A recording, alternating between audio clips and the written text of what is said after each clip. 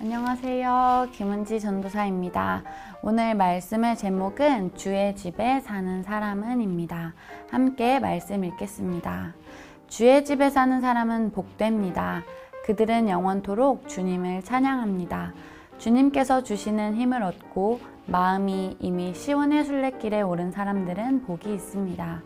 그들이 눈물 골짜기를 지나갈 때에도 그들은 그곳을 샘들이 터져 나오는 곳으로 만들 것입니다. 이른 비가 내려줄 것입니다. 그들은 힘을 얻고 더 얻으며 올라가서 시온에서 하나님을 우러러 뵐 것입니다. 아멘. 시편 84편 4절에서 7절 말씀입니다. 오늘 말씀에 나오는 집. 집 하면 여러분 어떤 것이 떠오르시나요? 우리 집 혹은 내가 나중에 가고 싶은 집, 집의 인테리어 등등일 텐데요.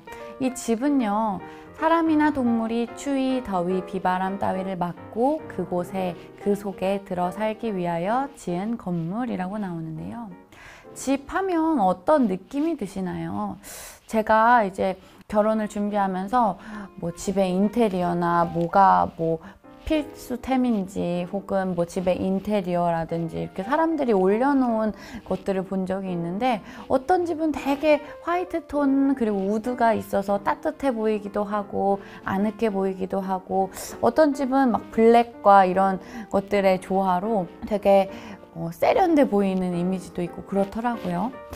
그렇다면 여러분, 그 집에는 누가 있나요?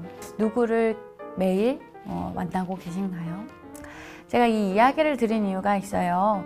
오늘 말씀의 4절에 보시면 주의 집에 사는 사람은 복됩니다 라고 이야기를 하는데요. 이 이야기를 누가 했는지 그 배경도 좀 봐야겠죠. 고라자손의 시라고 기록되어 있습니다. 이 고라자손은 어떤 자손이었냐면, 성전에서 그런 직무를 수행하는, 이 사람들의 직업이 성전에서 이제 일을 하는 사람들이었는데요. 가장 많이 한 일은 하나님을 찬양하는, 우리로 보면 성전의 성가대원, 교회의 성가대원, 그러니까 앞장서서 하나님을 찬양하는 그 자손이라고 볼 수 있습니다. 그런데 이 고라자손이 이야기합니다. 주의 집에 사는 사람은 복됩니다. 이 사람들뿐만이 아니라 그 앞에서 그 주님의 장막, 주의 장막이라고 말하는 그 주의 집 앞에서 일을 하는 사람들, 주의 집에 사는 사람 누가 있었냐면요, 제사장 혹은 그 성전에서 일을 하는 그 레위인들, 제사장과 레위인들이 주의 집을 위한 그런 일을, 성전의 직무를 담당하는 일을 하는 사람들이 바로 제사장과 레위인들이었습니다. 그러면 우리는 생각해 볼 수 있죠. 교회에서 일하는 사람, 그 사람들만 복이 있을까? 혹은 교회의 직분자라고 이야기할 수 있을까? 나는 아직 성도인데, 나는 직분도 없고, 그리고 난 열심히 하는 것 같지 않은데 라는 생각을 하실 수도 있을 것 같은데요. 이 오늘 시편 84편의 1절은 이렇게 시작이 돼요. 만군의 여호와여, 주의 장막이 어찌 그리 사랑스러운지요. 이 주의 장막이 주의 집을 나타내는데요. 표준 세번역에 보면, 저희는 표준 세번역을 보니까요, 만군의 주님, 주님이 계신 곳이 얼마나 사랑스러운지요 라고 이야기합니다. 바로 이 주님이 계신 곳이 주님의 장막입니다. 주님이 계신 곳, 어디일까요? 저는 생각해요. 우리의 보금자리가 바로 주님이 계십니다. 믿으십니까? 그리고 우리가 있는 직장에도 주님이 계십니다. 믿으십니까?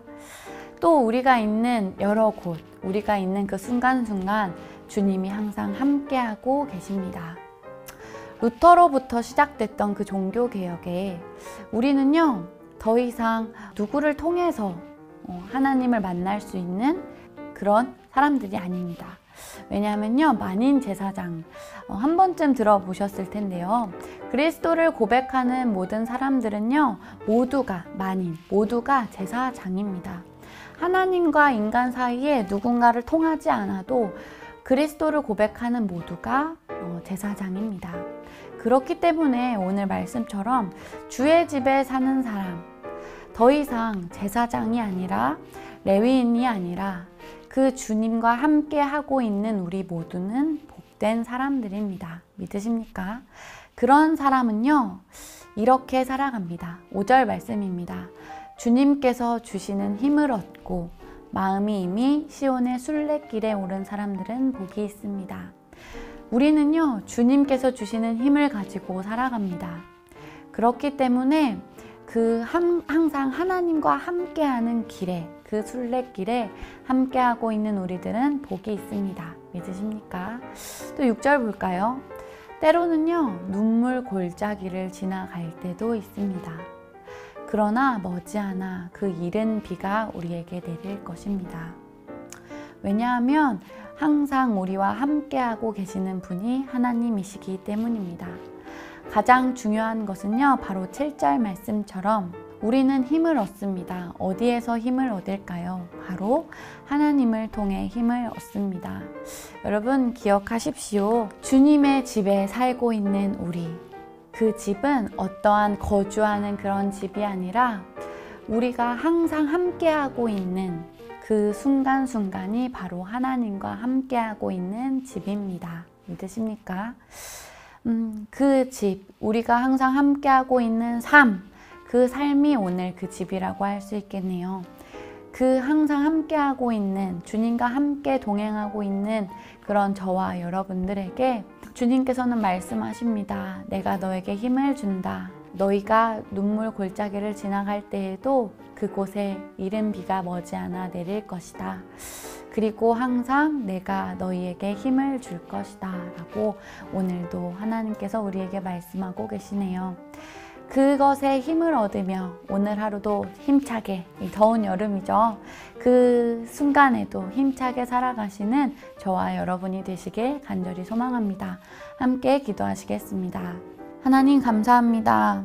우리에게 항상 힘을 주신 하나님 고맙습니다.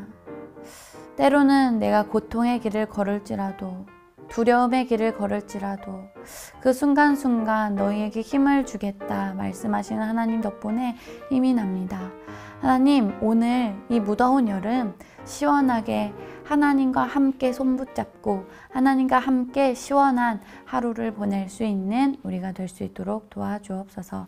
감사드리며 예수님의 이름으로 기도합니다. 아멘. 하늘에 계신 우리 아버지여, 이름이 거룩히 여김을 받으시오며 나라의 마옵시며 뜻이 하늘에서 이룬 것 같이 땅에서도 이루어지이다.